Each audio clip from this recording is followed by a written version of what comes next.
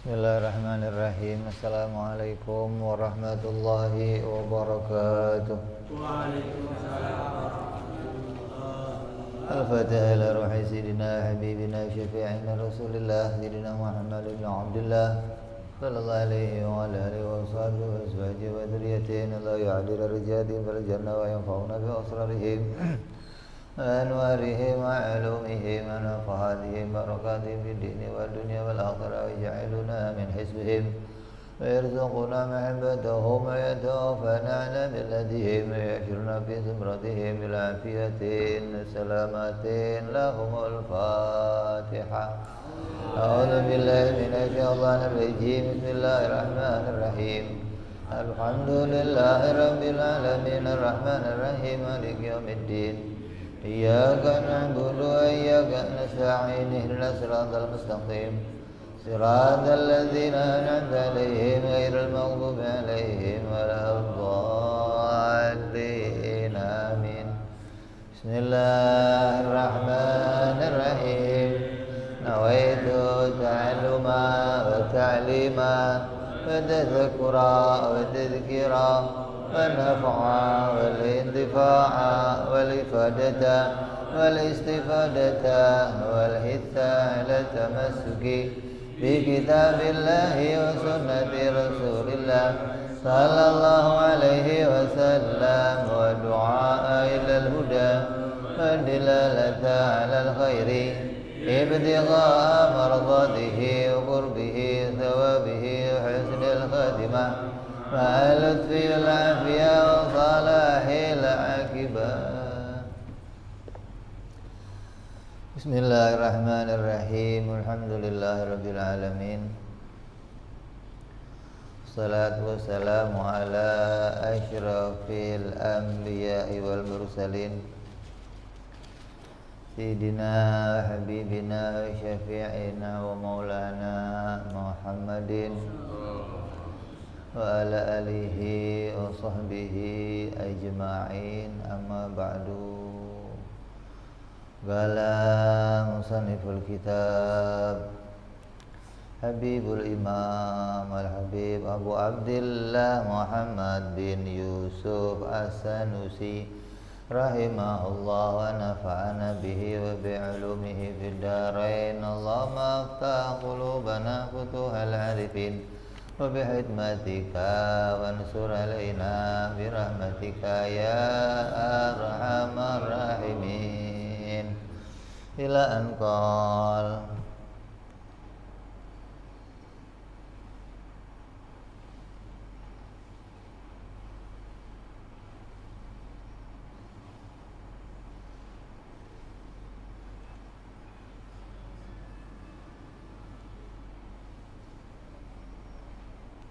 apa kemarin kita bahas?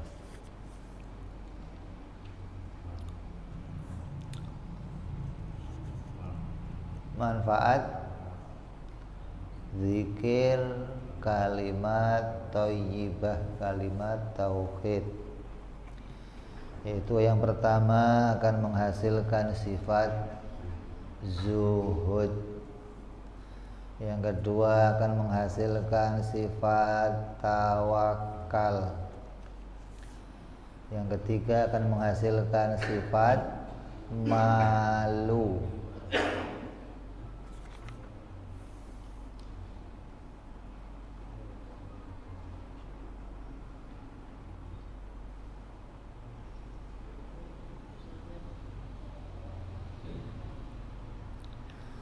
Terus wa minha al-ghina. Di antaranya lagi hasilnya, faedahnya berzikir, memperbanyak zikir secara sempurna dengan kalimat la ilaha illallah akan menjadikan kamu bersifat kaya. Pengen kaya, pengen? Ntar lain, maksudnya kaya juga lain. Kadang kayanya urusan wa ghinal qalbi. Mau kaya hati? Wah, apa? Enggak ada yang dihitung.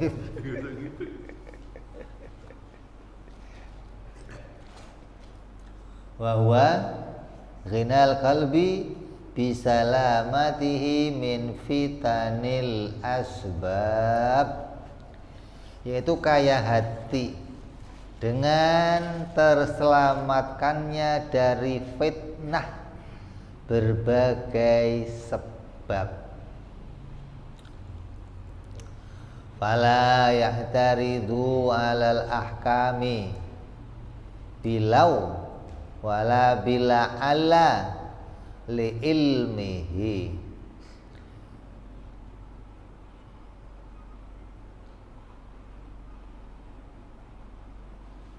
Menjadi orang yang kaya hati dan dia menjadi orang yang selamat dari berbagai macam fitnah. Fitnah apa? Fitnatul asbab. Fitnahnya sebab akibat. Jadi hukum adat itu bawa fitnah. Saya kira hukum adat kamu asik doang, lapar makan, butuh duit kerja, haus minum, sakit minum obat. Itu ada fitnah yang tersimpan di dalamnya, maka kamu akan menjadi orang yang selamat dari fitnah-fitnah itu apabila kamu menjadi orang yang hatinya kaya dan tidak menentang hukum-hukum Allah dengan perkataan. Hukum-hukum Allah itu maknanya ketetapan irodah, kudrat irodahnya Allah. Mau itu manis, mau itu pahit, itu bentuk apa? Ketetapan kudrat irodahnya Allah subhanahu wa ta'ala yang dibagikan kepada hamba-hambanya. Setiap hamba kebagian tuh, hatta Nabi kebagian. Yang manisnya kebagian, yang pahitnya juga kebagian. Jangan dikira Nabi mah manis semua dapatnya. Kata siapa? Kalau bicara wal akhiratu khairul laka minal, itu nanti kamu nggak akan lihat susah lagi. Nabi penuh kenikmatan di akhirat. Di dunia ya ada manisnya, ya ada pahitnya. Maka hukum-hukum Allah yang telah ditetapkan kepada hamba-hambanya, jangan sampai kamu menentangnya dengan perkataan apa? Bilau. Kalau tadi, bila tadinya demikian, kalau coba tadinya begini. Ngaji bawa sepeda, pulang sepedanya hilang. Coba nggak ngaji, nggak bakalan ya. Itu berarti kamu menentang hukum-hukum Allah. Allah menetapkan sepedanya hilang, terus kamunya nggak seneng dengan ujian Allah, sepeda hilang itu nggak seneng. Terus coba tadi saya nggak ngaji, nggak bakal hilang sepeda saya dah.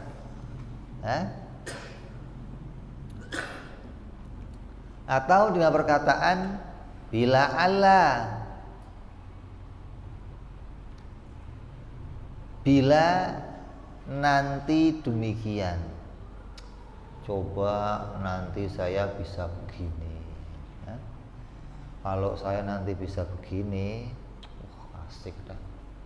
Kalau saya bisa begini, beres dah. Kalau saya bisa begini, damai dah. Jadi yang lalu dicaci, menyesal, nggak senang dengan yang terjadi pada kejadian yang masa lalu, yang nanti sudah diprediksi dengan angan-angan yang baik. Kalau besok begini, kalau besok begini, tenanglah, akan begini itu direkayasa menurut pikirannya sendiri. Li'ilmihi biman sadarat minhu jalla wa azza al-munfaridu bil khalqi wa tadbiril malikul wahhab.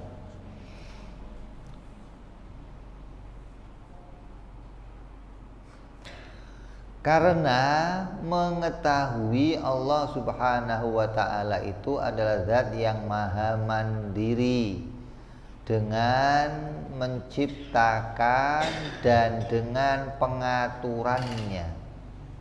Maka Allah adalah zat yang maha merajai dan maha memberi, yang menjadikan asal dari hukum-hukum tersebut.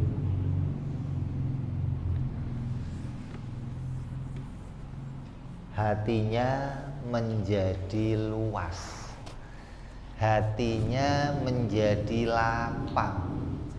Dengan apa? Dengan bisa menerima segala kejadian. Ini hati lapang ini susah. Kita seringkali hatinya sempit hingga kayak sumpah, terjepit, kayak resah. Itu karena hatinya sempit. Dalam hati yang demikian masih tertancap, masih tertanam hukum-hukum kebiasaan, memastikan hukum kebiasaan. Kalau saya begini ya akan begini, kalau saya begini ya akan begini. Maka ini terkait kepada fitnahnya berbagai sebab. Kamu merasa udah kerja itu kamu harap mendatangkan sesuatu.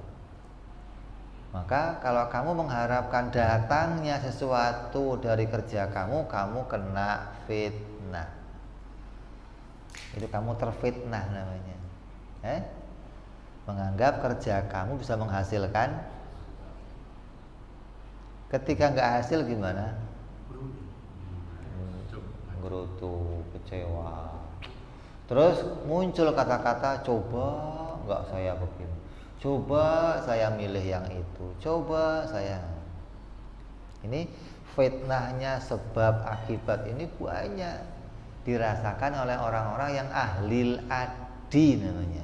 Orang yang terikat dengan hukum kebiasaan, memastikan hukum kebiasaan. Kamu kok sakit? Iya, tadi hujan, kena hujan jadi sakit. Jadi sakitnya kenapa? Hujan. Coba kamu nggak hujan-hujanan, nggak bakalan sakit. Bisa nggak sakit? Setelah kamu sakit, terus kamu ngomong coba nggak hujan-hujanan, pasti kamu nggak bisa. Nggak dia nggak sakit? Ya nggak bisa. Wong sudah terjadi sakit kok pengen nggak sakit bagaimana? Nggak mungkin berubah, nggak mungkin. Yang di ilmunya Allah itu kamu sakit, ya pasti terjadinya kamu sakit. Nggak akan mungkin kalau tadi kamu nggak hujan-hujanan nggak bakalan sakit. Bro, banyak orang nggak hujan-hujanan juga sakit. Polisi banyakan ngerokok jadi batuk. Cewek-cewek yang batuk juga banyak, nggak pada ngerokok. Anak kecil batuk banyak, ngerokok. Jangan terfitnah dengan hukum kebiasaan. Dokter mau ngomong apa aja biarin. Kata dokter ini begini pak, begini. Iya dok, udah obatnya aja sini makan, makasih dok. Udah macam-macam jangan didengerin udah. Kenapa? Kita yakin di balik ini ada ketetapan Allah Subhanahu wa ta'ala. Ada ilmunya Allah Subhanahu wa ta'ala, yang Allah mengetahui setiap kejadian yang akan terjadi.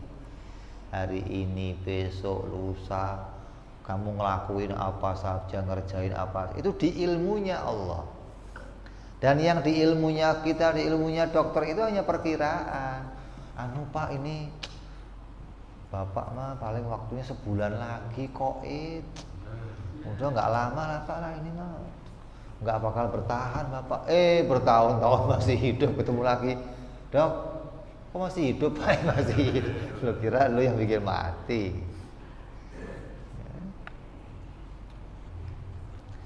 Jadi jangan terfitnah dengan hukum kebiasaan, hingga kamu tidak sampai menjadi orang-orang yang menentang hukum-hukum Allah. Gitu loh.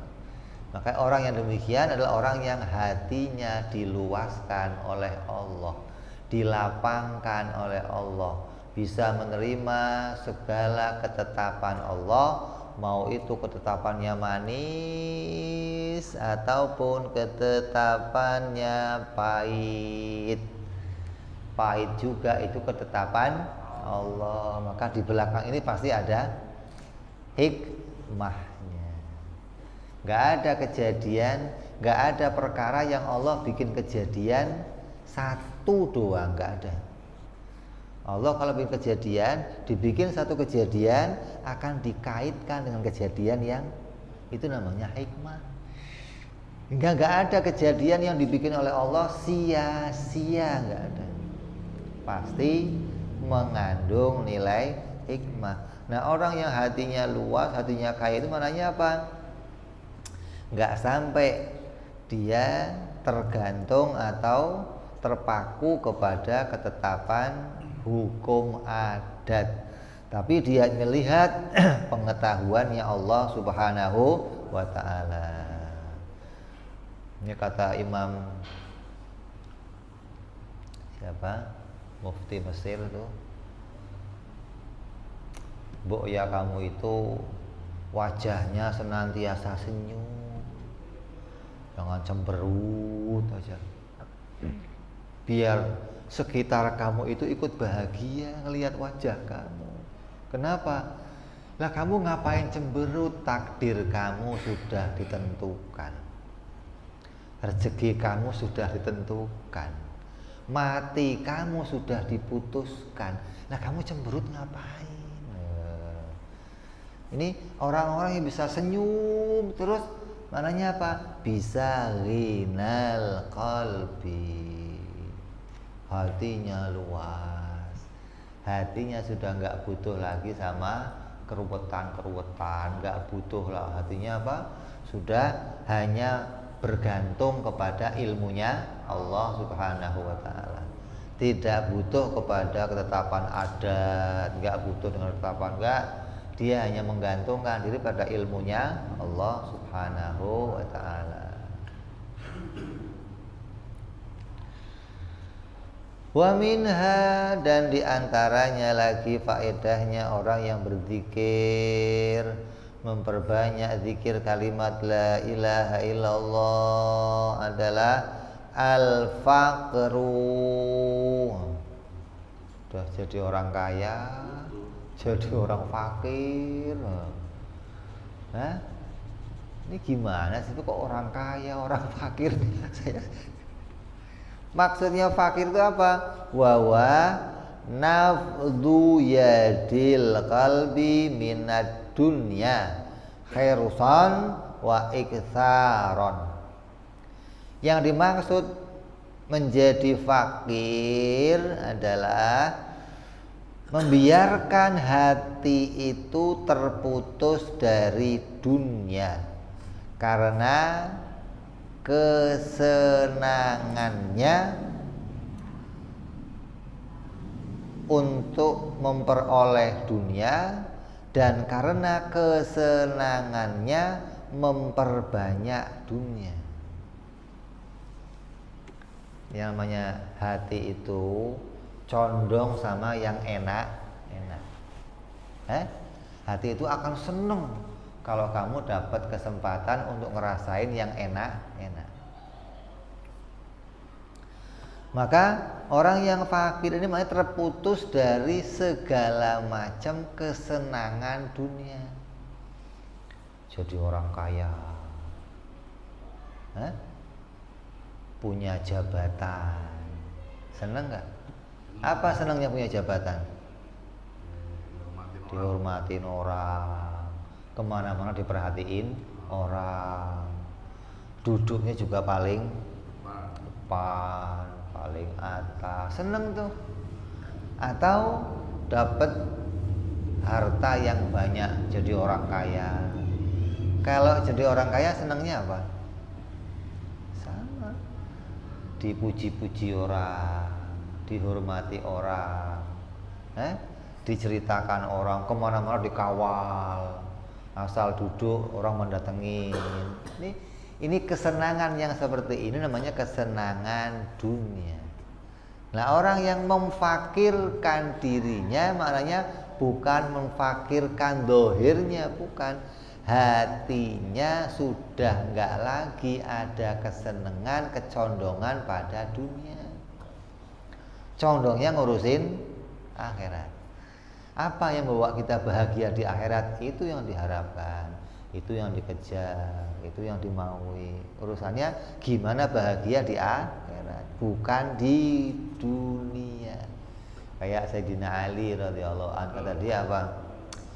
Nafsu, mulai sekarang kamu dan saya putus hubungan.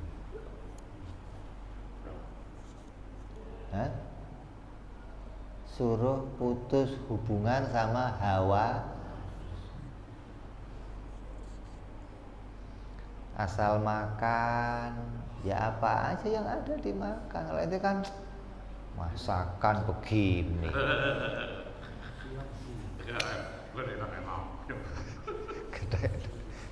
Beli pulang yang enak. Ya. Pakaian kasar dikit, pakaian apa ini? Gak enak gitu. Kok ada tambalannya, mau kamu pakai?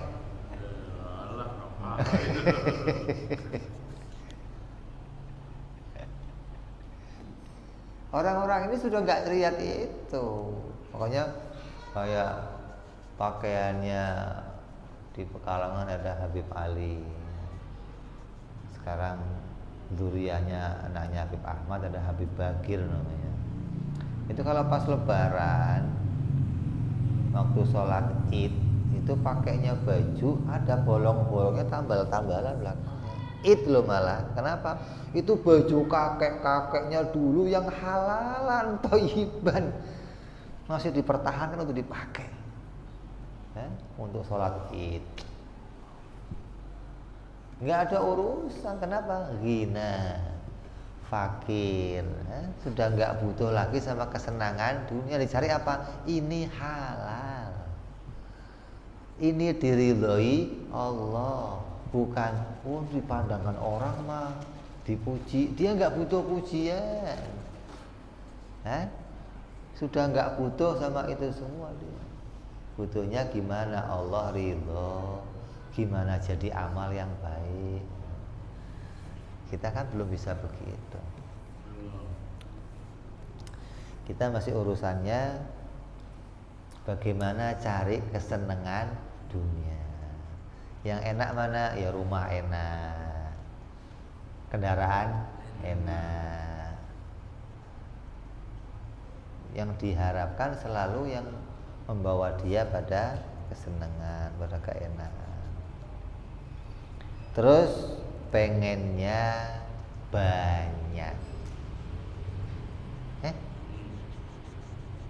Itu kan mentalnya anak kecil. Anak kecil kalau ada orang dibagi maunya yang apa? Gede. Yang gede yang mana Pak? Ini ya saya ini aja dah. Mau dibohongin mau nggak ngerti tuh, yang penting yang gede yang mana? Ini. Kalau nggak percaya timbang aja loh. Kalau kok ngomong ini sedikit doang, nggak mau dia. Enggak, maunya banyak, kurang. Karena di dalam pikirannya kalau banyak itu ya nggak habis-habis, menyenangkan, asik, kesono kemari gitu loh. Jadi hatinya terputus dari dunia karena mendapatkan dunia dan karena memperbanyak dunia. Jadi sudah nggak butuh sama banyak, nggak butuh dengan kesenangan sudah. Asal dia bisa pakai modalnya ibadah, udah alhamdulillah.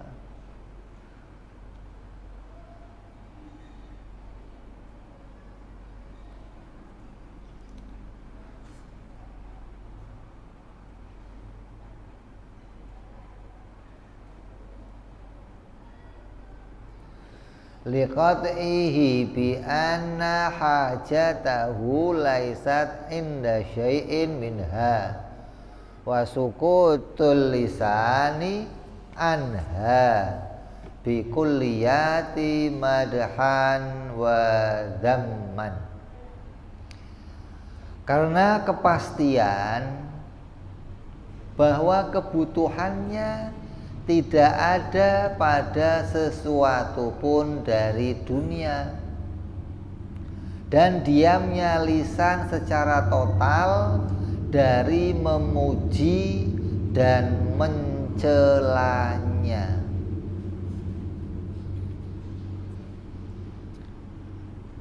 Dapat yang nggak pernah muji-muji, nggak dapet yang nggak pernah kecewa nyaci. Sialan, saya udah keluar 2 hari nyari sono sini kok dapet juga. Keluarnya apa? Cacian atau pujian. Tadi saya dapat banyak begini. Udah nggak pernah ada cerita begitu, nggak ada. Banyak yang nggak menyenangkan, sedikit nggak menyedihkannya. Hingga dari mulutnya itu nggak pernah keluar pujian kepada dunia atau cacian kepada dunia. Dicaci jelek ya enggak, dipuji-puji juga enggak. Karena namanya alat, tergantung dipakai untuk apa. Kalau bisa menghasilkan ketaatan, baru senang dia. Tapi kalau hanya baru dapat perkaranya atau nggak dapat, bagi dia nggak ada urusan, karena itu semua belum mendatangkan amal apa-apa, hingga dia nggak pernah memuji-muji dunia atau mencaci-caci dunia. Karena kebutuhannya tidak ada pada sesuatu apapun dari dunia. Dia udah nggak butuh sama, kenapa? Lawong nggak bisa nolongin apa-apa. Gimana saya mau butuh? Gimana saya mau berharap? Gimana saya mau memuji-muji? Kenapa? Nggak saya butuhkan. Yang dibutuhkan apa? Hanya Allah Subhanahu wa ta'ala. Pertolongannya Allah Subhanahu wa ta'ala. Makan ya secukupnya, pakaian ya secukupnya. Nggak pernah pakaian dipuji-puji, wah ini pakaian saya, nggak ada. Atau dicaci-caci, enggak. Makanan ya begitu, ini makanan ya enggak. Atau dicaci-caci, dasar makanan apa begini. Nggak ada cacian, nggak ada pujian. Artinya hatinya nggak demikian gitu loh.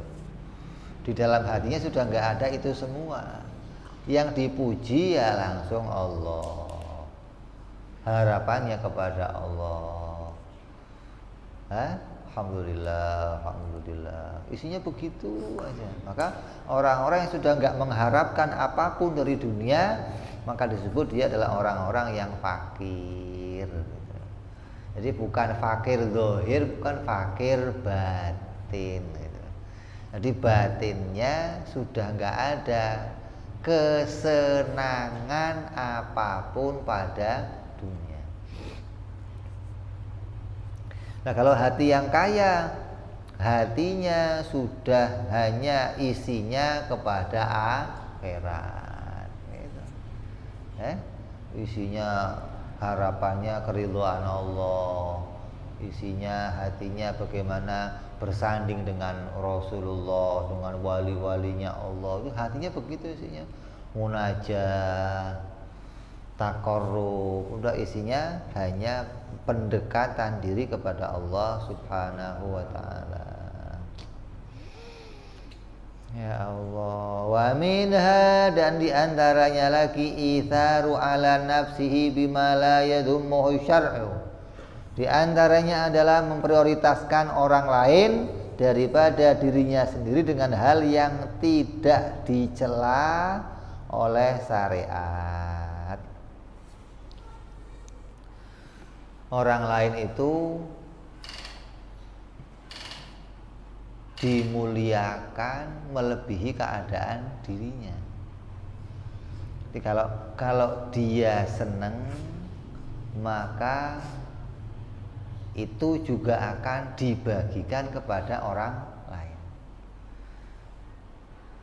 Kalau dia nggak senang, ya nggak dibagiin sama yang lain. Kita kan nggak, yang kita nggak senang, yang kita senang, begitu kan?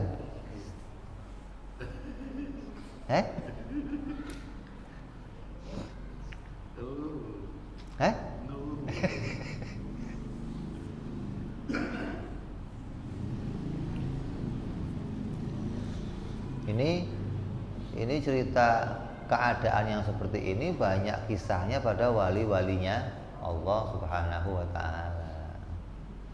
Sampai Allah memuji sahabat-sahabat Nabi dalam Al-Qur'an. Ketika ada sahabat Nabi yang bertamu, kata Nabi, siapa di antara kalian yang akan menjamu tamuku ini? Kata sahabat, kami ya Rasulullah. Bawa pulang ke rumahnya, sampai rumahnya, istriku, ayo masak. Gak ada. Yang ada apa? Tinggal makanan buat anak-anak doang. Ini tamunya Rasulullah, gimana? Ya udah, ambil, siapin, kasih. Nanti anak-anak gampang puasa. Tapi kalau ini kita masih mereka berdua kasih ke tamu, kita itu nggak makan nonton, tamu nggak bakal makan. Iya, ya udah kita siapin, lampunya dimatiin. Jadi orang makan kelentang kelending, di sini kelentang kelending, kayaknya makan bareng gitu loh. Pada sendoknya doang gitu. Anaknya tidur nak ya, besok pagi-pagi baru kita.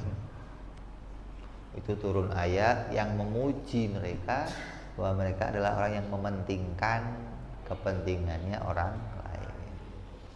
Sampai disebut mereka sahabat-sahabat Ansor, para penolong begitu kan. Jadi kebutuhannya ada. Ketika lihat orang lain butuh, orang lain ditawarin.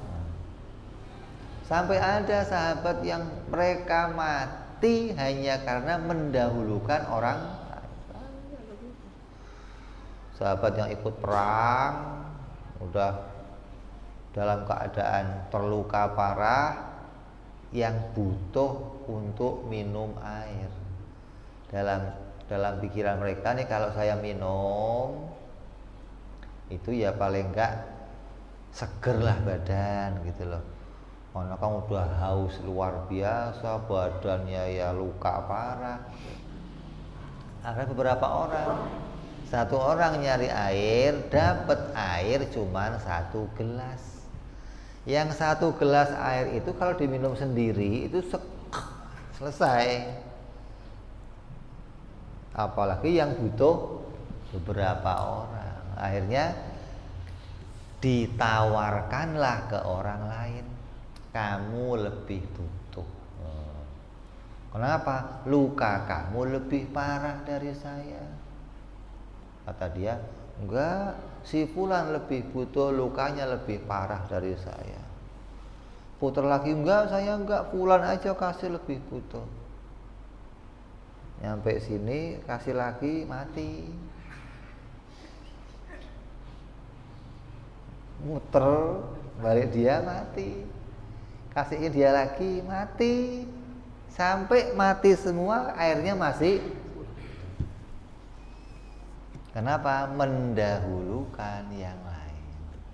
Kalau kita kan enggak, lebih dulu dari yang lain. Maunya duluan. Ente ngantri aja maunya di depan. Coba ente ngantri, orang lain masuk, boleh? Boleh. Hah? Kenapa?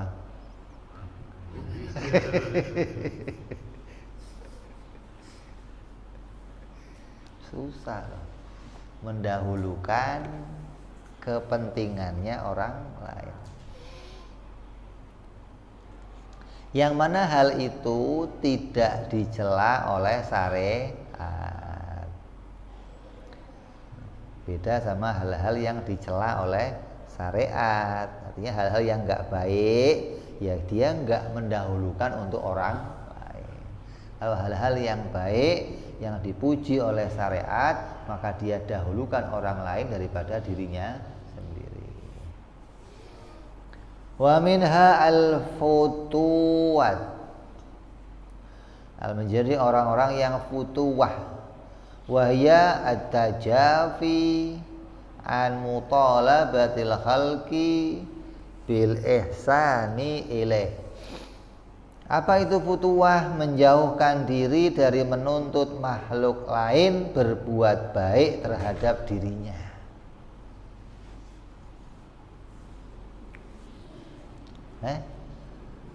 Ente nggak ngormatin saya, ente nggak ngelihat ada saya di sini, ente nggak ngitung saya nggak diperhitungkan, gitu. Ente nganggap saya apa? Di hatinya itu pengennya orang lain ngurusin dia, gitu loh. Paling enggak perhatiin, nyapa, paling enggak ya nyiapin sesuatu, menghargai. Ketika nggak ada orang nggak menghargai dia, nggak menyapa dia, nggak, terus protes, ini gimana sih? Ada undangan kawinan nggak diundang, dilabrak orangnya. Lu gimana? Gua nggak diundang, kira gua. Banyak itu yang begitu. Jadi dia menganggap dirinya itu punya nilai. Ini masih mending nih, menganggap, berharap makhluk yang berbuat baik pada dirinya. Yang parah lagi nanti nuntut Allah. Allah berbuat baik untuk dirinya, karena menganggap dia sudah berbuat baik untuk Allah. Dia udah sholat, udah zikir, udah haji, udah ngurusin anak yatim. Kok enggak dapat kebaikan? Allah gimana sih? Begitu loh. Kok enggak parah lagi nih? Kalau ini kan nuntut orang lain, kayak apa namanya, yang paling beban yaitu antaranya guru nuntut muridnya, orang tua nuntut anaknya, tetangga nuntut tetangganya, kawan nuntut kawannya. Lu udah nggak kawan sama gua, kok gua nggak dianggap apa-apa gitu loh. Nah saya ini apa? Saya kan orang tua kamu, kok dibiarin aja. Kawan sama kawan, walaupun di situ ada hak yang harus diberikan, tapi bagi dirinya dia nggak nuntut itu, ya biarin aja, dia haknya dia. Dia mau ngormatin ya monggo, yang untung dia, Dia hanya butuh dimuliakan oleh Allah, diagungkan oleh Allah, dijadikan mendapat kedudukan di hadapan Allah, bukan di hadapannya Allah. Itu adalah orang yang futuwah, hatinya terbuka, yaitu menjauhkan diri dari menuntut makhluk lain berbuat baik untuk dirinya. Walau ahsana ilaihim, bila ia berbuat baik kepada mereka, la alimahu bi anna ihsanahu ilaihim wa isaatahum ilaihi kullu dzalika makhluqun lahu ta'ala. Bila ia berbuat baik kepada orang lain, kepada mereka, niscaya ia meyakini bahwa kebaikannya itu kepada mereka dan kejahatan mereka kepada dirinya, dibalik nih, semuanya adalah makhluknya Allah. Kok saya berbuat baik ke orang lain, saya nganterin ini, saya ngajar, orang tua melihara, tetangga ngasih kebaikan tetangganya, kawan sama kawannya. Terus dia ngomong apa? Kalau saya berbuat baik itu semua, maka itu semua adalah pertolongannya Allah, bukan kebaikan dari diri saya sendiri. Maka saya nggak layak mendapat kebaikan dari orang lain. Mestinya orang lain yang mendapat kebaikan itu berbuat baiklah kepada Allah, karena kebaikan yang saya hadirkan didatangkan oleh Allah. Hingga ketika orang lain kok enggak membalasnya dengan kebaikan pada saya enggak kecewa. Kalau kamu kan enggak, kadang kayak Gus Madid, siapa? Haji siapa? Diapain? Catet. Pak Madid ya? Tulis, udah ngasih 200.000 tulis. Nanti begitu dia nggak ngormatin, lu nggak inget tulisan ini, tunjukin. Ada begitu ada. Karena dia menganggap kebaikan itu dari dirinya sendiri, maka dia menuntut orang lain membalas kebaikan pada dirinya. Tapi kalau orang sudah sampai pada pengetahuan bahwa kebaikan yang saya berikan didatangkan oleh Allah, Allah yang menolong, maka dia nggak nuntut orang lain berbuat baik untuk dirinya. Gua mau di situ nggak dihormatin, padahal aku berbuat baik, nggak ada begitu, nggak ada urusan. Kenapa? Karena dirinya nggak pernah merasa berbuat kebaikan. Yang repot itu kalau kita merasa berbuat kebaikan. Lah iya, akhirnya begitu, nggak ada makan siang gratis. Kalau gua ngasih ya lu harus ngasih dong, lu gimana? Masa gua ngasih lu nggak ngasih? Ngapain gua ngasih? Akhirnya jadinya kayak apa? Kayak orang kafir yang katakan apa? Dalam surah Yasin apa itu bunyinya?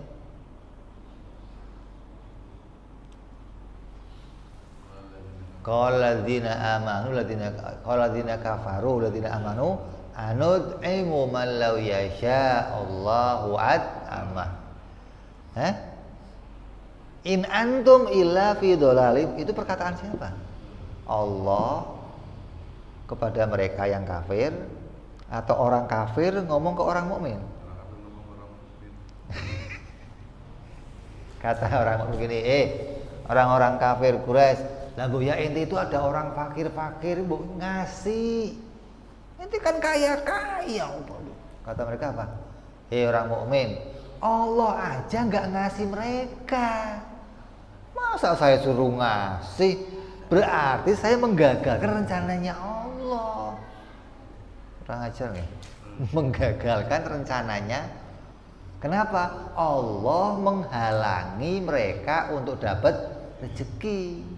Kalau saya ngasih, saya menggagalkan rencananya. Biar rencana Allah tetap jalan gimana? Jangan dikasih sekalian. Udah Allah nggak ngasih kita. Kata orang kafirnya apa? Ente orang-orang mukmin yang ngasih orang fakir, dolali mubin.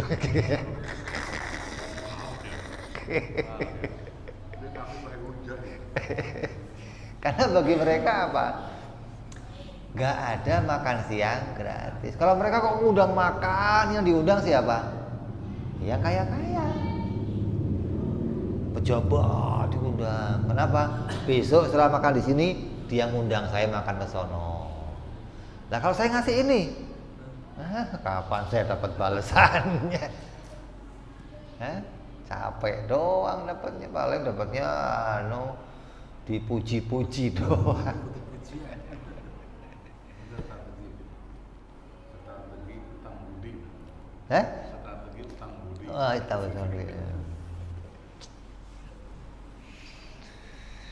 Ya Allah. Jadi kadang ketika kita merasa berbuat baik sama seseorang, kita menuntut orang itu membalas kebaikannya kepada kita, karena kita merasa telah berbuat kebaikan.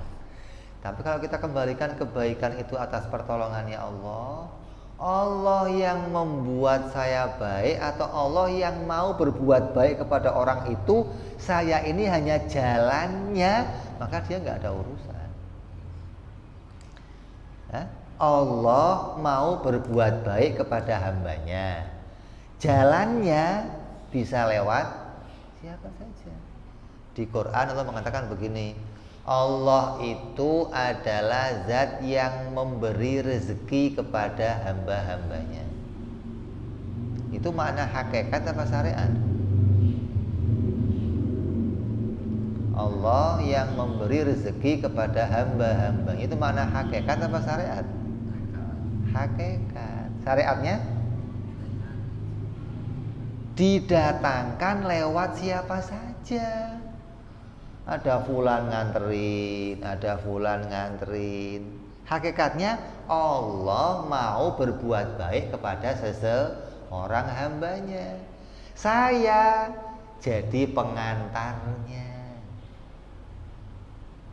Jadi saya ini hanya perangkonya aja. Yang berbuat baik adalah Allah. Kalau ente kok jadi tukang pos, nganterin surat yang isinya berita dapat hadiah, terus ini ngomong, lu berbuat baik sama gua dong, kalau enggak lu gimana nggak dapat? Kata orangnya, lalu hubungannya apa bro?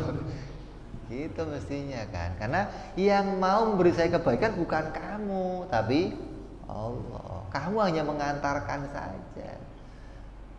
Tapi walaupun begitu Allah katakan, man lam yashkurin nas lam yashkurillah. Siapa yang nggak bersyukur pada manusia, maka nggak bersyukur kepada Allah. Itu perintahnya mereka. Dengan pengertiannya memberikan kebaikan kepada kita. Ayat ini jangan ente yang bacain, ente salah ayat mestinya. Kalau ente salah ayat tadi begitu. Ada orang yang salah ayat begitu. Mestinya ayat ini dibaca sama mereka yang mendapat kebaikan. Dengan ayat itu dia tahu, oh berarti saya yang mendapat kebaikan harus terima kasih sama yang nganterin ini. Jangan gue yang bacain, man lam yaskurin nas lam yaskurin. Lu salah ayat. Itu sama aja ente ngomong, puji saya dong, udah gua anterin kemarin, lu diem-diem aja, kadang gak ngertinya lo gitu. Terima kasih. Itu namanya salah ayat. Salah dalil. Jadi ada dalil yang mestinya itu diterima oleh mereka yang mau ngasih, bukan ente yang nganterin gitu loh. Jadi kalau Allah katakan saya yang ngasih rezeki itu bukan berarti Allah datang kucluk nih buat kamu ya Din ya, nih buat lo ya, nih enggak begitu.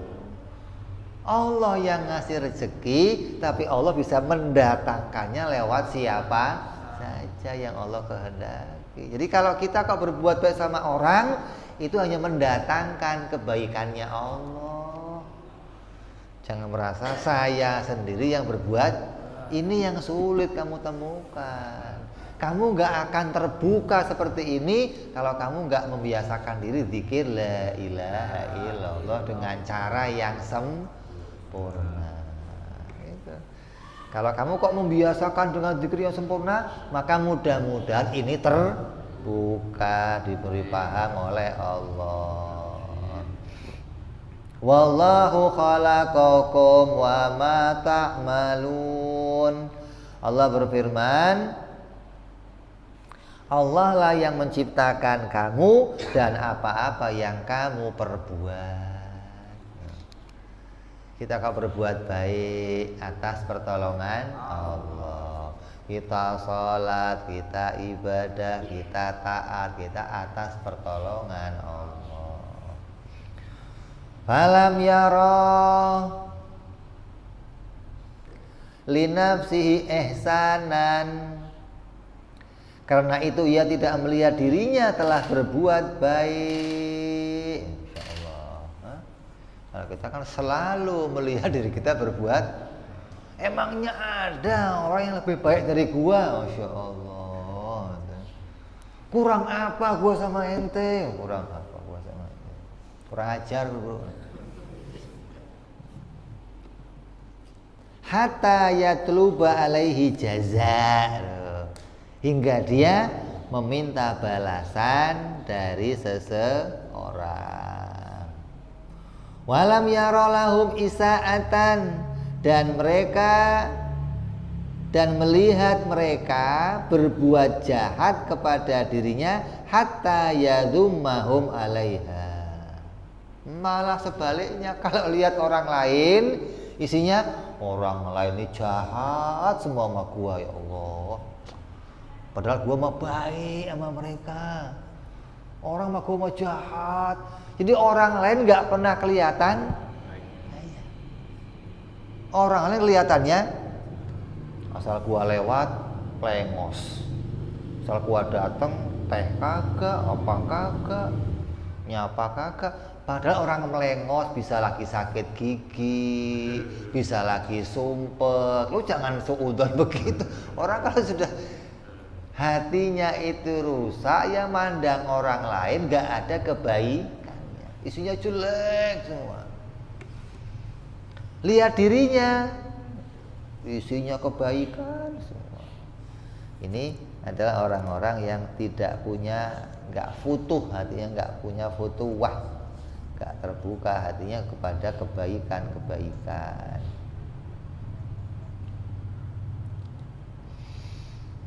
Allahumma illa ayyakuna syar'uhu alladhi amara bidhammihim au mu'aqabihim fayaf'alu hina idzin ma amara bihi syar'u liyakuma biwadhifati ta'abbudi faqat wa hadhil fatwatun hiya fauqal musalamah.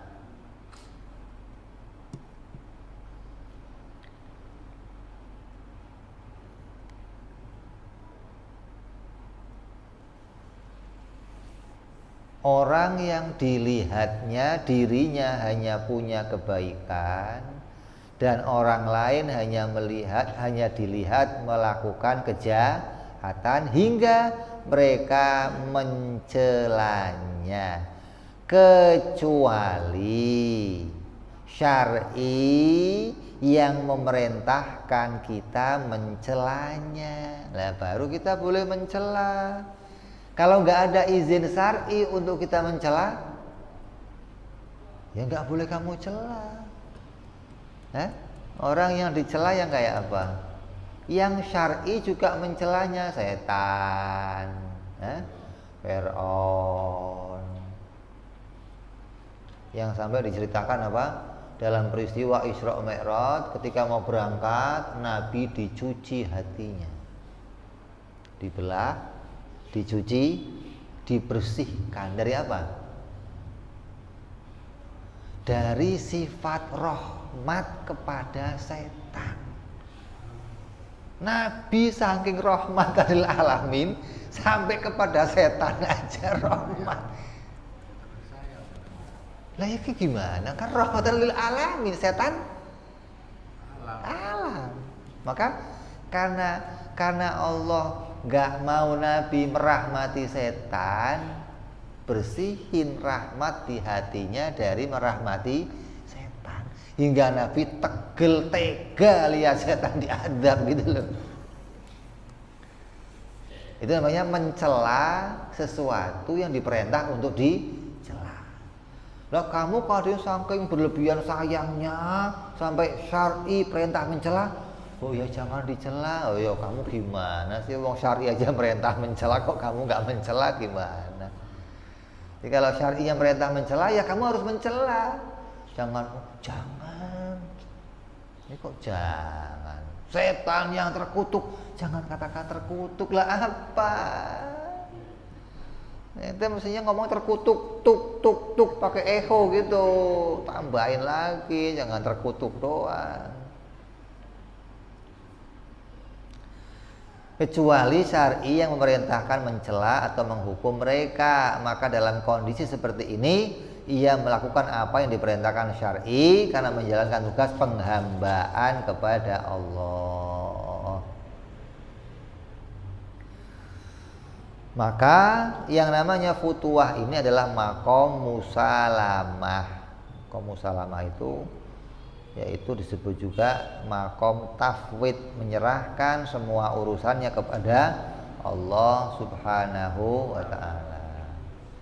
Kalau dia berbuat baik, orang kok enggak balas baik, itu urusannya Allah. Kalau ada orang kok berbuat jelek pada dirinya, biar Allah yang balas. Jadi dia enggak pernah terus kalau ada orang berbuat jelek, gimana caranya saya jatuhin dia biar jadi orang yang jelek. Kalau orang berbuat baik, kalau dia berbuat baik, gimana orang lain bisa berbuat baik pada dirinya, itu nggak dipikirkan. Malah sebaliknya, kalau saya bisa bagaimana berbuat baik sama orang, gimana saya nggak menjahati orang, itu yang diharapkan demikian. Jadi orang-orang yang pada makom futuwah ini atau pada makam musalamah akan menjadi orang-orang yang senantiasa menyerahkan urusannya kepada Allah. Setelah dia berbuat baik, Allah yang punya urusan. Mau dibalas kayak mau nggak dibalas kayak itu urusannya. Kenapa? Dia ikhlas menjalankan perintah. Kan yang namanya ikhlas itu nggak nanya lagi kan, lupa udah. Nah kalau ini kok diinget-inget gimana? Ya namanya nggak ikhlas. Lu nggak inget 2 tahun yang lalu gua kesini 2 tahun lu masih inget aja. Kayak nggak hilang udah 2 tahun, masya Allah. Lu kayak gajah lu, memori lu nggak lupa gitu. Jadi orang ikhlas itu, orang gambar orang ikhlas itu kayak orang berak, sudah keluar nggak pernah di. Nah kalau ada orang kok beramal tapi diingat gimana amalnya, ikhlas nggak itu? Terus gimana? Jangan amal, nggak apa-apa, lu ingat-ingat nggak apa-apa. Ntar kan lama juga lupa. Kalau lupa jadinya ikhlas, gitu loh. Sekarang belum ikhlas, duit gocap-gocapnya salah nyabut namanya, masuk. Aduh, salah nyabut, mau diambil lagi udah masuk tong, asal keluar mau masuk tong, ini itu diingat terus. Nanti kalau dapat ganti yang lebih gede lama-lama, nah lupa jadi ikhlas gitu. Jadi nggak diingat lagi, nggak disebut-sebut lagi, nggak diceritakan lagi, gitu loh. Menganggap bahwa kebaikan itu didatangkan oleh Allah. Kalau ada orang yang ikhlasnya ikhlas terpaksa karena lupa. Kalau diingetin muncul kesalnya lagi. Coba nggak gua masukin tong, bisa gua pakai yang lain. Ada orang yang ikhlasnya memang dengan ilmu gitu loh. Tahu ini Allah yang nolong, tahu Allah yang mendatangkan kebaikan, Allah yang menciptakan kebaikan, hingga dari sejak awal dia beramal, dia nggak pernah nuntut orang lain untuk berbuat baik kepada dirinya. Kayak apa ceritanya orang-orang yang guru-guru kita di kampung yang ngajarin kita alif bata, nggak pernah nuntut apa-apa, nggak pernah. Lu udah jadi orang, lu nggak ingat gua nggak ada, biar tinggal bagaimana kamunya aja, kata mereka. Mereka ngelakuin itu kenapa? Memang ini tugas saya. Allah bikin saya jadi orang baik. Dengan dibikin Allah jadi orang baik, saya udah seneng. Gak butuh orang lain berbuat baik lagi, sama kebaikan yang Allah berikan kepada saya udah cukup. Ini guru-guru yang seperti ini yang harusnya kamu ingat tiap waktu. Asal kamu pulang ketemu, ingat. Kenapa? Mereka orang-orang yang ikhlas, yang betul-betul ngajar kebaikan karena perintahnya Allah Subhanahu wa ta'ala. Ya, inilah diantara beberapa keuntungan kita membiasakan diri zikir kalimat la ilaha illallah dengan cara yang sempurna. Nah, insya Allah masih ada beberapa lagi faedah-faedah yang lainnya yang akan kita bicarakan, yang masuk di dalam maknanya keuntungan dari membaca zikir la ilaha illallah. Mudah-mudahan kita semua diberikan kesempatan oleh Allah untuk bisa jadi orang yang membiasakan diri zikir dengan cara yang sempurna. Allah buka hati kita, Allah buka keikhlasan kita, Allah buka pintu makrifat untuk kita. Allah jadikan kita jadi orang-orang yang betul-betul hanya mengharapkan keridhaannya Allah Subhanahu wa ta'ala dan mendapatkan kebahagiaan, kemuliaan di akhirat nanti. Amin ya rabbal ala hadhihi niyyah wa ala niyatin shalihah wa ila hadratin nabi. Al-Fatihah. A'udzu billahi minasyaitonir rajim. Bismillahirrahmanirrahim. Alhamdulillahi rabbil alamin arrahmanir rahim maliki yaumiddin. Iyyaka na'budu wa iyyaka nasta'in. Ihdinas siratal mustaqim. Siratal ladzina an'amta 'alaihim ghairil maghdubi 'alaihim waladdallin. Amin. Ya Rabbana i'tarafna bi annana qtarafna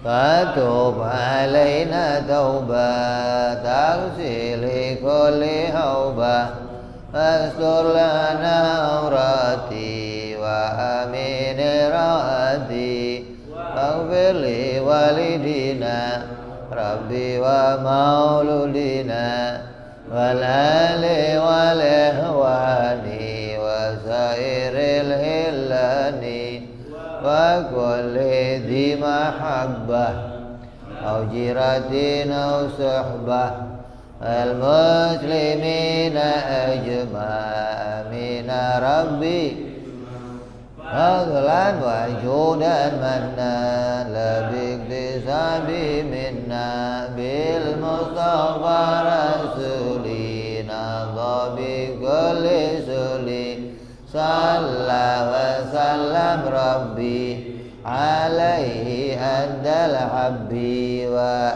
alihi wa sahbihi dada tawzi suhbi walhamdulillahi fil bani wa tanahi subhana rabbika rabbil izzati amma yasifun Salamun alal mursalin walhamdulillahi rabbil alamin. Assalamualaikum warahmatullahi wabarakatuh.